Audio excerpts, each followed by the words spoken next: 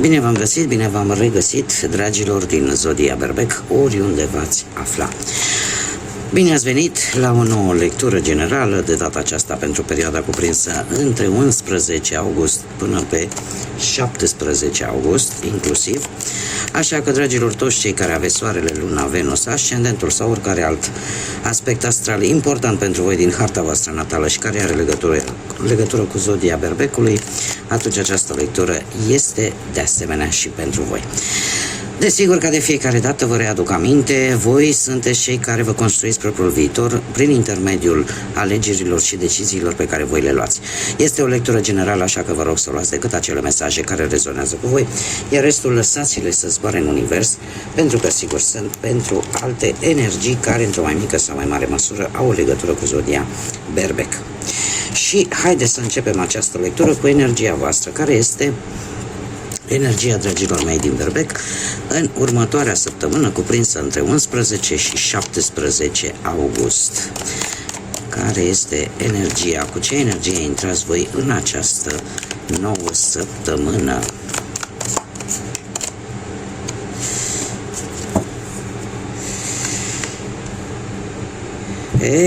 O energie destul de bună, o energie a speranței. Se pare că veți primi poate un ajutor sau simțiți cumva că sunteți ajutați, poate de univers, de divinitate, sau că aveți o anumită protecție în fața adversarilor. Este o energie care duce către o acțiune în plină desfășurare. E posibil să obțineți ceva dintr-o călătorie sau în urma unui studiu. Cumva sunteți foarte decis să dețineți controlul asupra unei situații și faceți cumva ca efortul pe care voi l-ați făcut până acum și pe care încă îl faceți să aducă îmbunătățiri în viața voastră. Haideți să vedem acum, să luăm fiecare plan, da, atât cel profesional, financiar și sentimental. Nu știu, sunteți un pic în dubii vis-a-vis de ceva anume. Aveți o oarecare reținere, nu știu dacă cifra 3 vă spune ceva.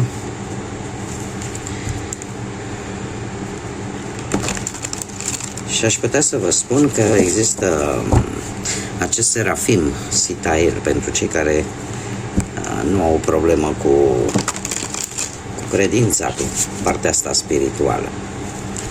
Haideți să vedem ce vine pentru dragii mei din Berbec în perioada 11-17 august, atât pe plan profesional, financiar sau sentimental.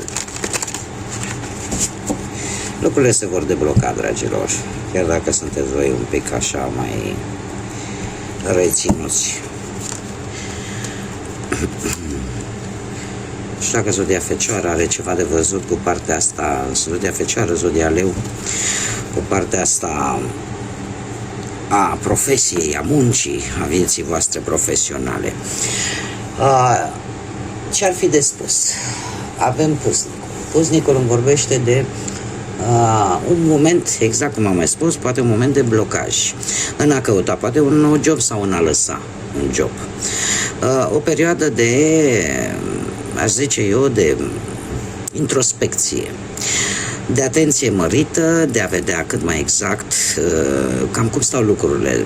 Se pare că pe termen lung lucrurile nu se văd încă foarte clar. Încă sunteți ori la începutul unui proiect profesional, la începutul unui job, la începutul unui plan și încă lucrurile nu se văd pe ansamblu așa, se vede decât puțin câte puțin. Faptul că avem forța îmi spune totuși că veți rezolva anumite probleme legate de muncă sau cumva există și o schimbare, de a zice, destul de benefică, dar totuși care poate cauza cu acest 5 de bâte, poate cauza anumite tensiuni.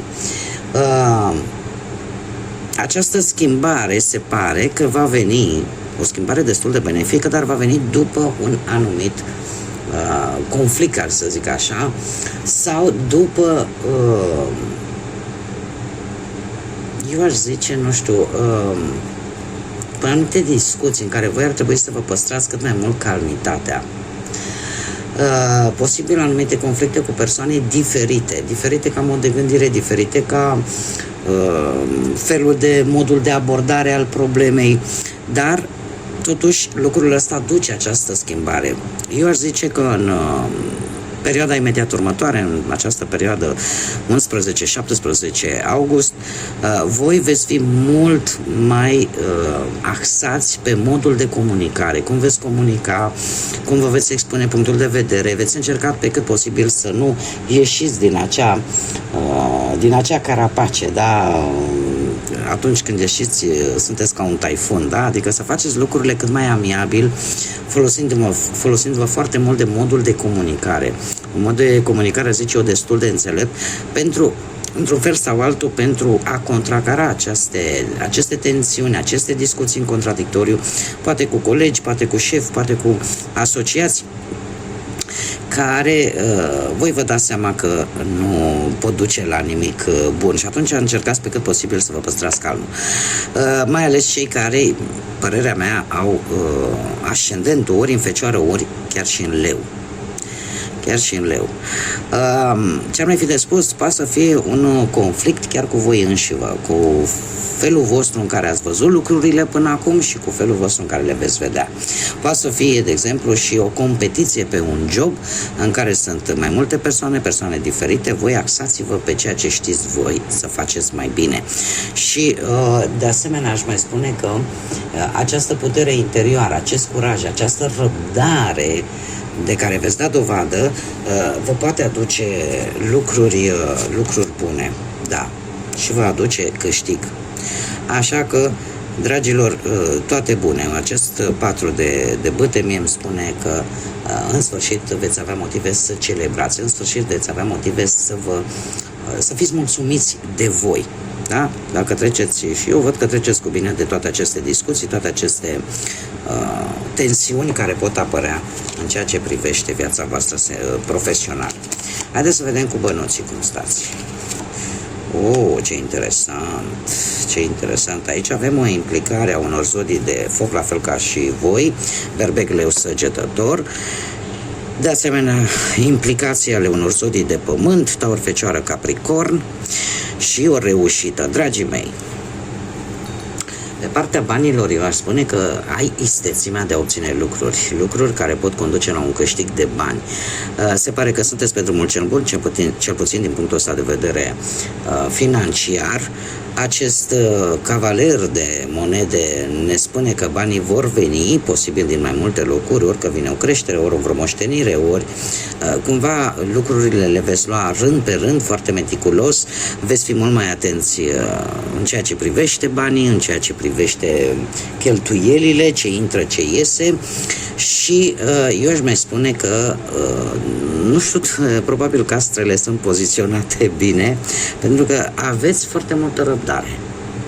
Sunteți foarte răbdători. Nu știu, e un plan aici de a face bani în care voi dați dovadă de foarte multă răbdare și sunteți conștienți că planul vostru, ca să aibă succes, nu poate să aibă un succes brusc. Are nevoie de timp. Și acest 9 de monede, care e o carte foarte bună pe planul ăsta al banilor. De ce? Pentru că ne vorbește de un echilibru, ne vorbește de o siguranță foarte mare pe voi, pentru un anumit plan pe care vi l-ați făcut vis-a-vis de bani și faptul că te poți bucura de o mică reușită, da? O reușită pe care o aveți din punctul ăsta de vedere.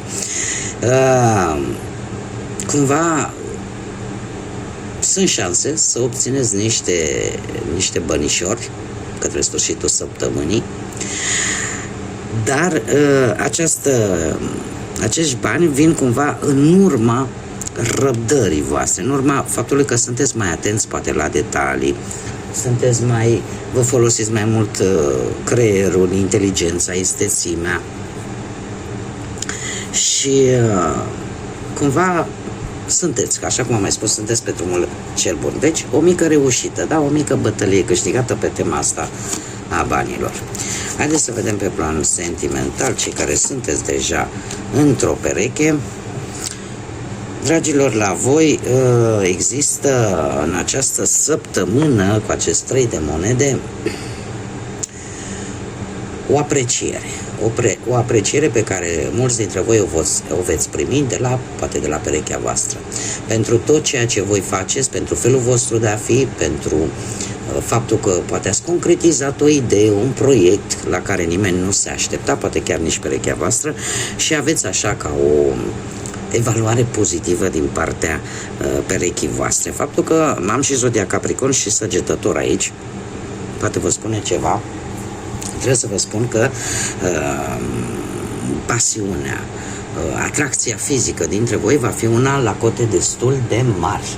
O dorință de a fi lângă celălalt, o dorință de a-l simți pe celălalt, iar lucrul ăsta va duce la un echilibru.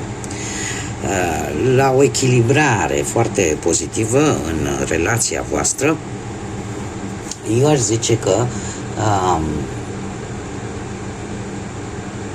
sunt, nu știu, cu moderație aici, cumva există acel sprijin unul față de celălalt și se mărește dorința de a sta unul lângă celălalt. Apare această dorință, dar într-un mod echilibrat, nu într-un mod anxios. Da? E o necesitate pur naturală, firească și normală. Dar există într-adevăr această tendință de a fi lângă celălalt, de a-l sprijini pe celălalt, cum să spun eu, unul față de celălalt, și voi față de perechea voastră și perechea voastră față de voi. Cei care sunteți singuri, avem aici zodia Scorpion, Vărsător, poate rezonează, poate aveți planete importante în aceste zodii. Dragilor, voi tocmai ce ați avut parte de o schimbare percepută destul de negativ în viața voastră sentimentală, care încă vă blochează în această săptămână. Eu aș zice că dar nu va dura mult acest blocaj, să știți, nu va dura mult, pentru că ori o persoană nouă care apare, ori că la locul de muncă, ori că în viața voastră cotidiană apare cineva nou care într-un fel sau altul, chiar dacă voi vă simțiți blocați, dar cred că vă va scoate un pic din acest blocaj, pentru că avem steaua care îmi vorbește de o nouă dragoste care apare la orizont. O nouă șansă de a vă reface poate viața sentimentală, o nouă șansă de a mai crede încă o dată în iubire și o nouă șansă de a vedea lucrurile sub o altă perspectivă. Ceea ce vouă vi s-a întâmplat probabil de curând, această transformare, această schimbare aparent negativă. De ce spun aparent? Pentru că e percepută negativ, dar probabil că acolo erau lucruri care trebuiau îngropate de mult. V-a făcut să vedeți cumva, ajutați, știți că sunt oameni, că uite, trec de la una la alta, vreau să spun atât de multe, sunt persoane, sunt energii care apar în viața noastră, tocmai pentru că vor să ne spună ceva, vor să ne transmită ceva, vor să ne arate ceva important, care poate să aibă legătură poate cu ce trebuie să învățăm în această viață, sau poate are legătură pur și simplu cu ideea de a vedea că viața are și alte priveliști, are și alte fețe. Haideți să vedem și un mesaj pentru voi, dragilor, din Berbec în săptămâna 11-17 august. Un mesaj, te rog. Avem numărul 18 sau numărul 9. Ce ne spune acest mesaj? Avem arborele sau copacul. Lasă-i să se ducă, lasă-i să plece. Este un mesaj foarte simplu, dar în același timp foarte profund. E vorba de anumite situații, e vorba de anumite persoane, poate anumite relații, anumite contacte care e momentul să dispară din viața voastră, e momentul să-i lăsați în urmă. E momentul în care voi vă dați seama că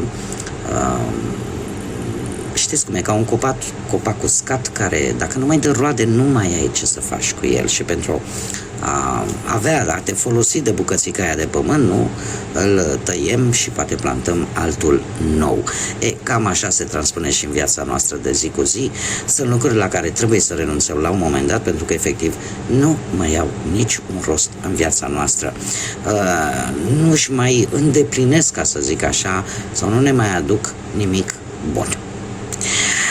Bun, dragii mei, cam atât am avut pentru voi în această săptămână, această nouă săptămână de 11 până pe 17 august. Eu vă mulțumesc pentru atenție, vă mulțumesc pentru sprijin prin intermediul like-urilor, comentariilor și distribuirilor voastre.